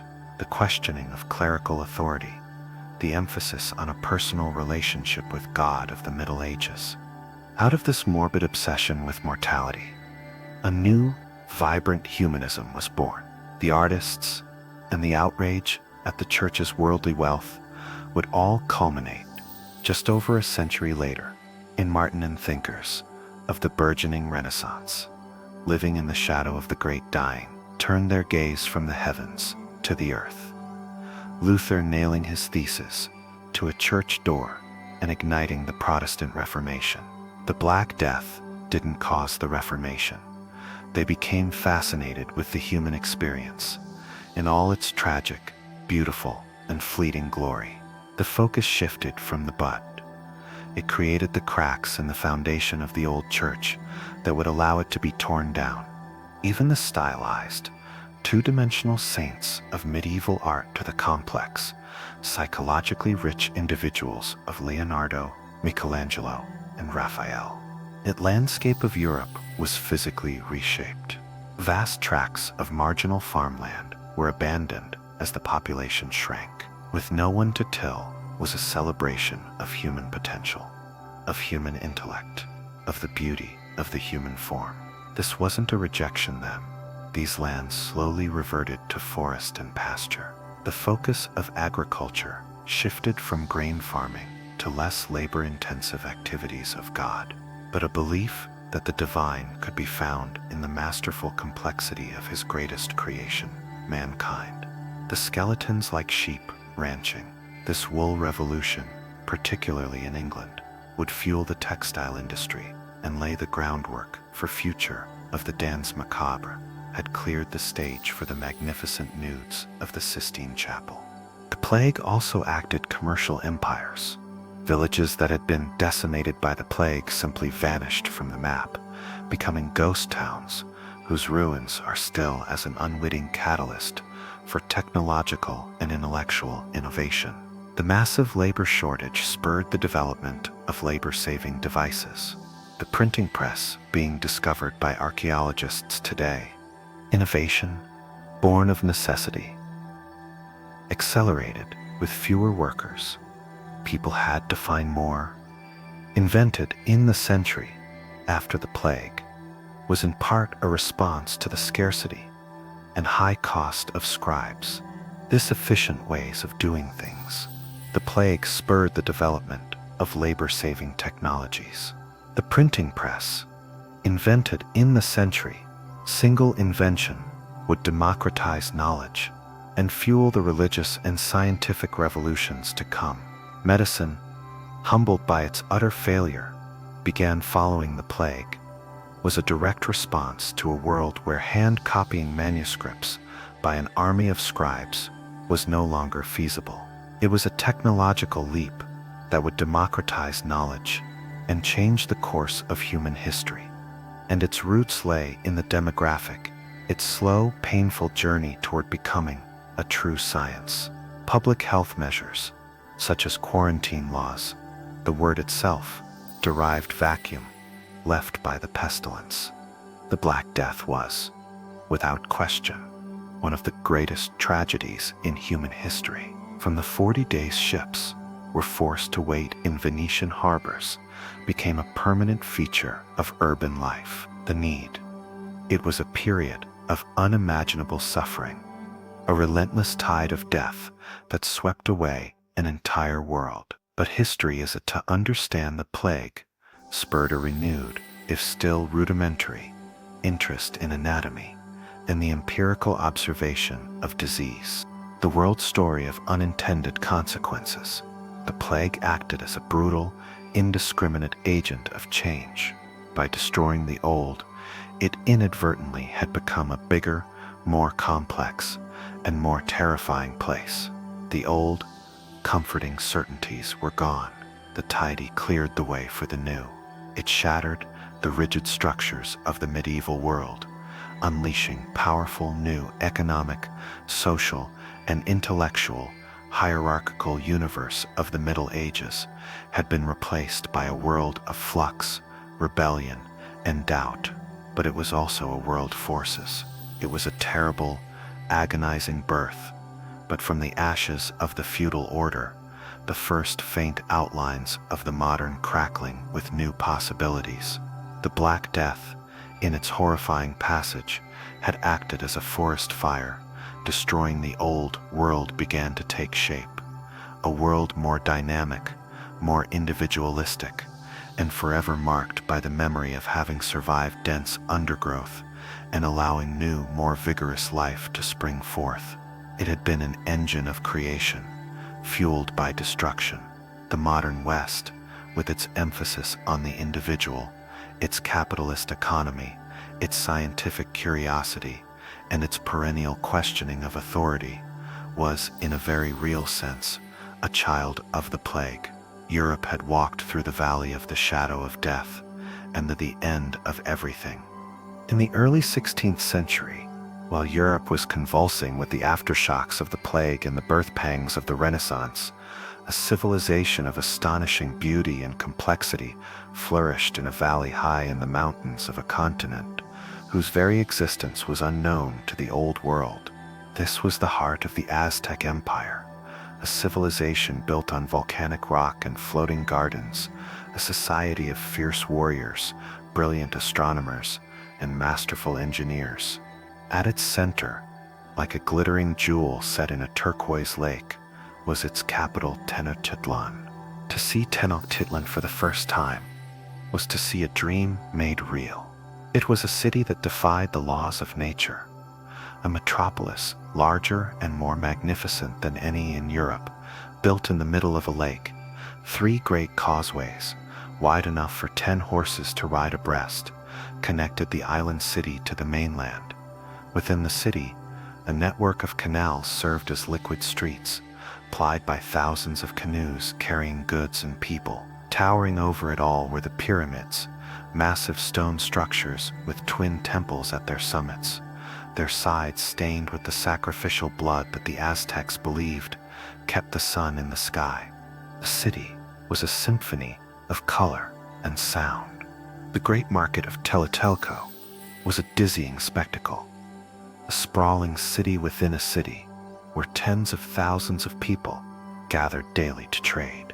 Here you could find everything the empire had to offer: glistening piles of gold and silver, iridescent feathers from tropical birds, precious jade and turquoise, jaguar pelts, finely woven cotton textiles, and a bewildering array of foods: chocolate, a bitter, frothy chocolate drink, vanilla, tomatoes, turkeys, and strange hairless dogs bred for meat. The air hummed with the chatter of 100 different languages from every corner of the vast empire. The Aztecs were a people of profound duality. They were poets and philosophers who contemplated the fleeting nature of life, composing verses of exquisite sadness. "Truly do we live on earth," one of their kings wrote, "not forever on earth, only a little while here." Yet, they were also a people who practiced human sacrifice on a scale that was horrifyingly industrial. They believed their gods, particularly Huitzilopochtli, the god of the sun and war, required a constant diet of human hearts to have the strength to fight the darkness each night and rise again at dawn. Without this nourishment, the sun would die and the universe would be plunged into eternal night. It was a worldview built on a cosmic terror, a sacred duty to feed the gods with the most precious substance they knew: human life. Their society was rigidly stratified, from the godlike emperor, the Tlatoani, down to the priests, the warrior elites, the merchants, and the vast class of commoners and slaves. They had a sophisticated legal system, a mandatory system of education for all children, and a deep understanding of astronomy and mathematics, embodied in their complex, interlocking calendars. They built aqueducts to bring fresh water into the city, and vast dikes to control the lake's water level. This was not a primitive tribe. It was a powerful, complex, and deeply spiritual civilization, the unquestioned center of its universe. And then, one day in 1519, the universe sent them something new. From the east, from the direction of the rising sun, strange apparitions appeared on the coast. Reports trickled into Tenochtitlan, carried by breathless relay runners. They spoke of floating mountains that moved on the water without paddles. They spoke of men with skin as pale as chalk, with hair on their faces like a jaguar's fur, and bodies encased in a strange shining stone that shimmered in the sun. These strange men, the report said, rode upon giant deer that were faster and stronger than any animal known. They commanded thundersticks that could spit fire and kill from a distance with a deafening roar. To the Aztecs, who fought with obsidian-bladed clubs and cotton armor, this was a display of incomprehensible, godlike power. For the emperor, Moctezuma II, a deeply religious and introspective man, this news was not just a military concern. It was a spiritual crisis. An ancient, powerful prophecy haunted the Aztec imagination. It foretold the return of the god Quetzalcoatl, the feathered serpent, a pale-skinned, bearded deity who had once ruled their ancestors and had sailed away to the east, promising to return one day in a one-reed year to reclaim his kingdom. By a terrifying coincidence, the year 1519 was a one-reed year in the Aztec calendar. Was this strange man leading the newcomers, Hernan Cortez, the returned god, or was he something else? A demon, a foreign sorcerer? Moctezuma was paralyzed by indecision. He sent emissaries to the coast, bearing magnificent gifts of gold and turquoise, along with darker offerings of human blood, hoping to appease these strange beings, to understand their nature, and perhaps to persuade them to leave. But the gifts of gold had the opposite effect. They didn't satisfy the newcomers. They inflamed their greed for the Spanish conquistadors, who had risked everything to cross an ocean in search of fortune.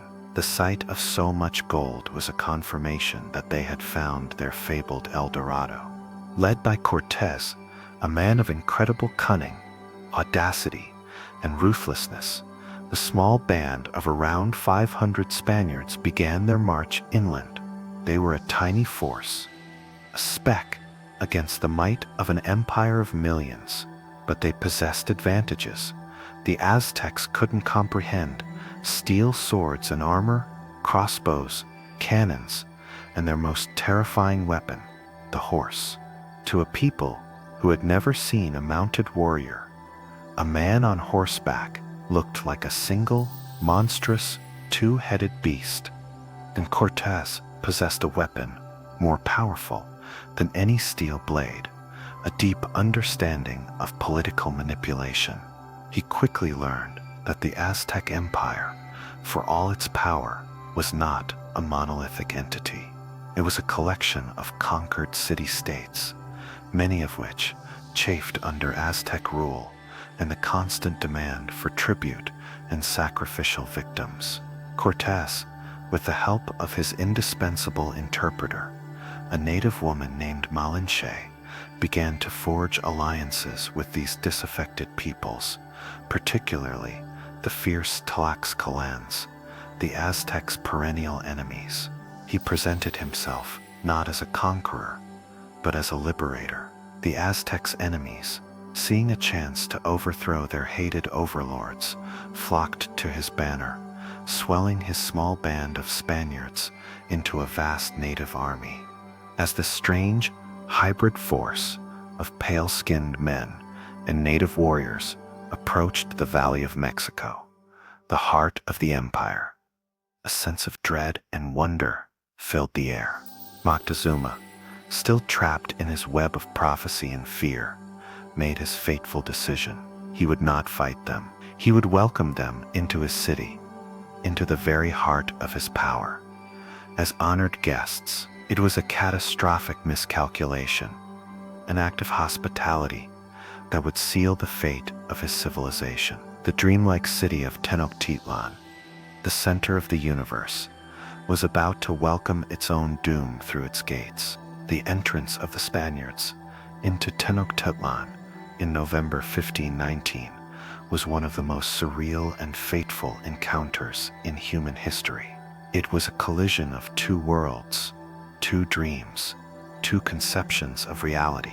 For the Spanish soldiers, their armor glinting in the high-altitude sun, it was a moment of utter disbelief.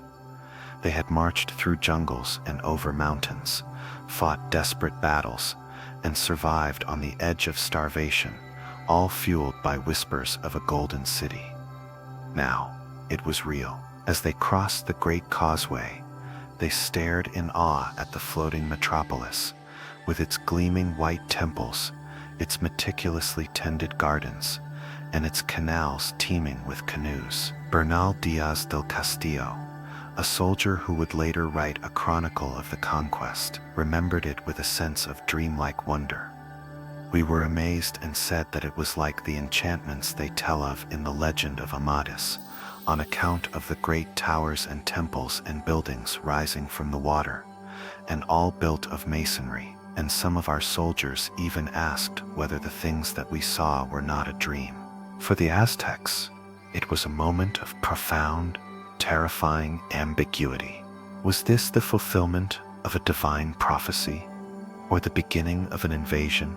Tens of thousands of them lined the canals and rooftops, their faces a mixture of curiosity, reverence, and fear. They watched in silence as the strange procession entered their city. The pale-skinned men, with their beards and metal skins, the monstrous deer they rode upon, the fierce Tlaxcalan warriors who were their mortal enemies, now marching alongside these newcomers. At the head of it all was Hernan Cortes, his face a mask of calculated confidence. The emperor himself, Moctezuma II, came out to greet them. He was not a warrior king in the European sense, but a high priest, a living embodiment of the state. He was carried on a magnificent litter, adorned with the iridescent green feathers of the quetzal bird, surrounded by his highest nobles, who walked barefoot, their eyes downcast, for no one was permitted to look the Tlatoani in the face. He and Cortes met on the causeway. Moctezuma, through his interpreter, welcomed Cortes, calling him Lord and offering him the city. "You have come to your city, Mexico," he said. "You have come to sit on your throne, on your seat." For Cortes, this was a stunning, almost unbelievable admission of submission. For Moctezuma, it was a carefully chosen religious greeting, a fulfillment of the protocol required for the return of a god. It was a catastrophic cultural misunderstanding, a dialogue of the deaf across a chasm of mutual incomprehension. Cortes and his men were housed in a vast palace in the heart of the city, a space large enough to contain his entire force. For a week, they were treated as honored guests. They were showered with gifts of gold, intricate featherwork, and fine textiles. They were fed lavishly. They were allowed to wander the city, their astonishment growing with every new marvel they saw. The Great Pyramid, the skull rack displaying thousands of human skulls, the aviaries filled with exotic birds, the bustling market. But beneath the surface of this strange hospitality, the tension was electric. The Spaniards were in a golden cage. They were a handful of men in the heart of a city of hundreds of thousands of warriors. They were acutely aware that at any moment, the Aztecs' reverence could turn to rage, and they would be trapped with no escape. Cortes, a master of the audacious gamble, knew that his position was untenable. He needed to seize control of the situation before it seized him, and so he made his move.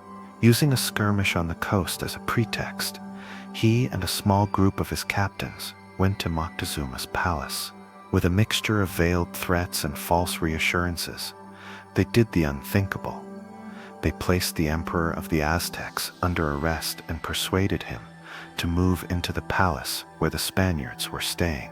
Moctezuma, the god king, the absolute ruler of millions, became a hostage in his own city. It was a stroke of breathtaking audacity. Moctezuma, a man accustomed to absolute obedience, seemed to crumble, trapped between his fear of the Spaniards' godlike power and his duty to his people. He became a puppet ruler. He governed his empire from his gilded prison, issuing orders at Cortes' command. He forced his nobles to swear allegiance to the King of Spain. He commanded that a vast treasure of gold be collected from all corners of the empire and handed over to the Spaniards.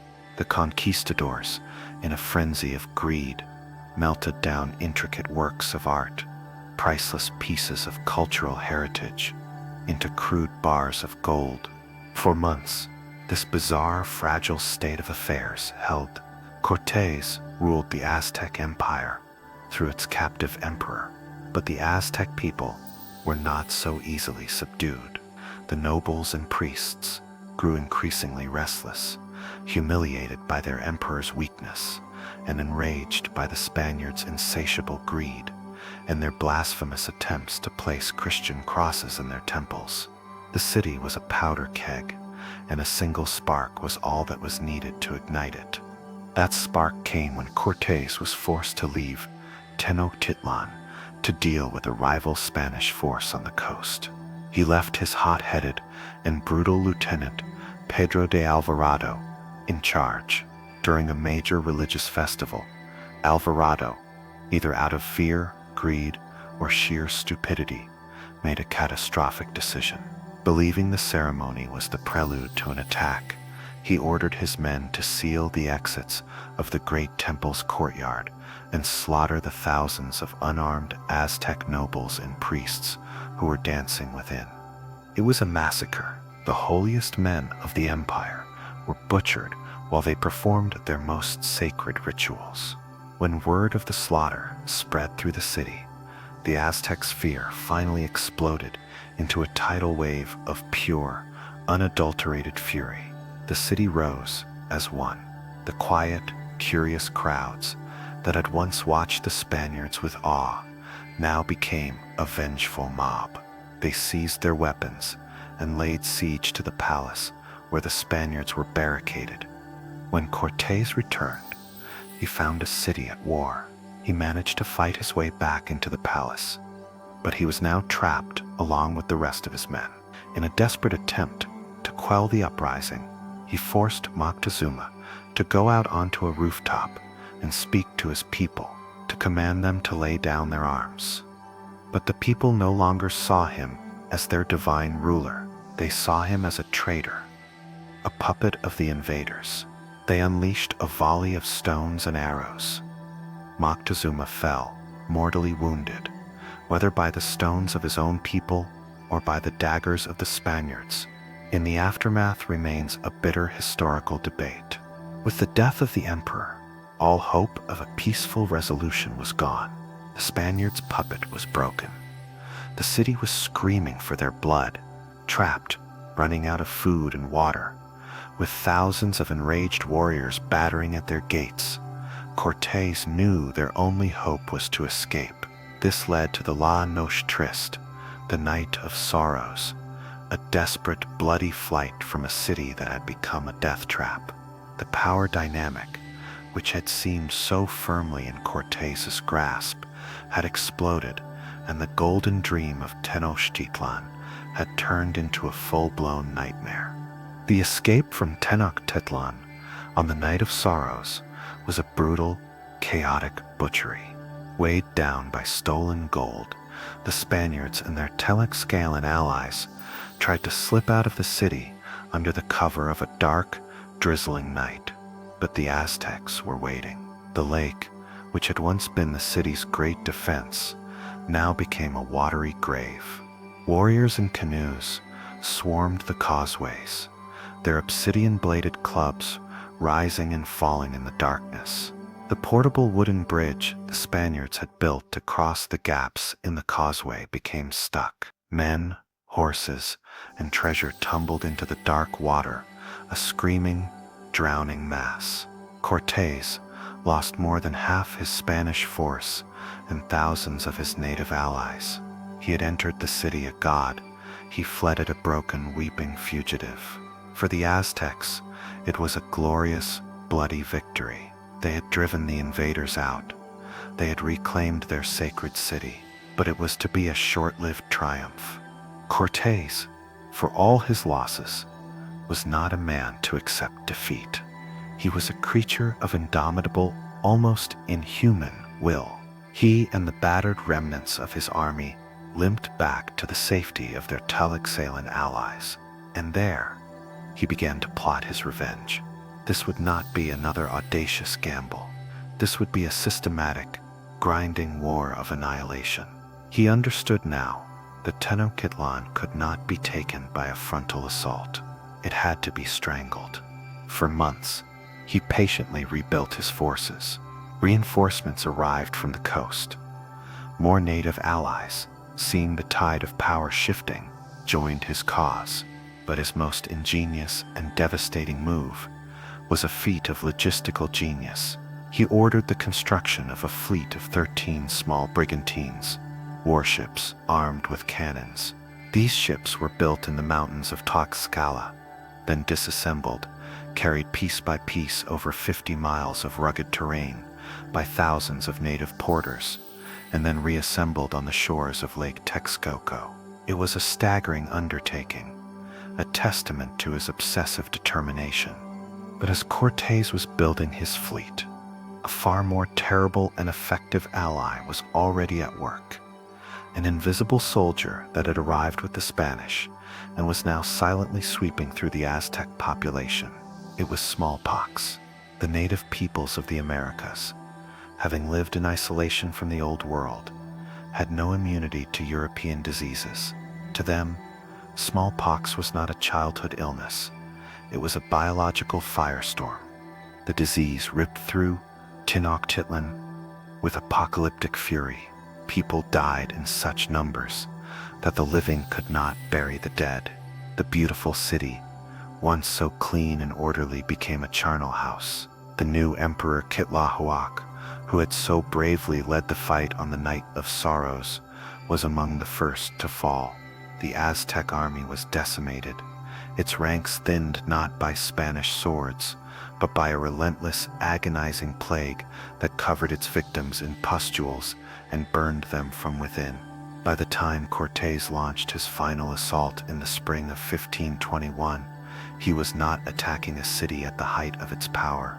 He was attacking a city already in the throes of a demographic collapse. The siege of Tenochtitlan was one of the most brutal and tragic in history. Cortés surrounded the city, his newly built fleet giving him control of the lake. He cut off the causeways and the aqueducts, severing the city's supply of food and fresh water. Then he began the slow, methodical process of destruction. His ships, with their cannons, bombarded the city from the water. His ground forces advanced slowly down the causeways, fighting for every inch. The Aztecs, though ravaged by disease and starvation, fought with a courage born of pure desperation. They were defending their homes, their gods, their very universe, under their young, final emperor. Cuauhtémoc, they launched ferocious counterattacks. They fought from the rooftops, from the canals, from behind barricades made of rubble. They fought with a suicidal bravery that stunned the Spaniards, but it was a hopeless fight. They were fighting against steel, against cannons, against horses, and against a plague that was killing them faster than any weapon. Cortés' strategy was grimly simple. As his forces advanced, they systematically demolished every building they captured. They pulled down the temples, the palaces, the houses, and used the rubble to fill in the canals, creating solid ground for their horses and cannons. They were not just conquering the city, they were unmaking it, erasing it from the face of the earth. The beautiful, dreamlike metropolis was being ground into dust. For 80 days, the siege continued. The people inside the city starved. They ate the bark from trees, the roots of water lilies, and eventually, the bodies of their own dead. Yet, they refused to surrender. Finally, in August 1521, the last pocket of resistance was crushed. The great market of Tlacoco, the scene of the final desperate battle, was a landscape of hell, covered with the dead and dying. Cuauhtémoc, trying to escape by canoe, was captured. With the capture of its last emperor, the Aztec Empire The civilization that had dominated Mesoamerica for a century ceased to exist. The city that Bernal Diaz had compared to a dream was now a smoking, corpse-strewn ruin. The victory was complete. But it was a victory that had been won not just by military strategy, but by a tragic, head-on collision of two biological worlds. The fall of Tenochtitlan wasn't just the conquest of a city. It was the end of an era, the violent birth of a new hybrid world on the American continent, a world whose foundations were laid in the rubble of a fallen empire. The Golden City was gone, replaced by the dust of a new beginning, a beginning that would be built on the bones of the old. The silence that fell over the ruins of Tenochtitlan was the silence of a universe that had died. And now, as the echoes of that fallen city fade into the quiet of your own room, let the stories of the past gently recede. Let the clamor of battle, the whispers of emperors, and the cries of a lost world soften into the gentle murmur of the present. Feel the weight of your own body, safe and warm, a quiet anchor in the peaceful sea of the night. And notice the gentle rhythm of your own breath, a silent, steady tide rising and falling in and out. Each breath is a soft wave, washing away the thoughts of the day, leaving behind only a calm, smooth shore. Let go of the details. Let go of the names and the dates. Let them drift away like leaves on a slow-moving stream. There is nothing left to do now, nothing to figure out, nothing to remember. There is only this moment, this quiet, this growing sense of peace. Allow yourself to sink a little deeper into the softness that holds you, to drift a little further into the comfortable darkness that awaits. It's time to rest. It's time to sleep.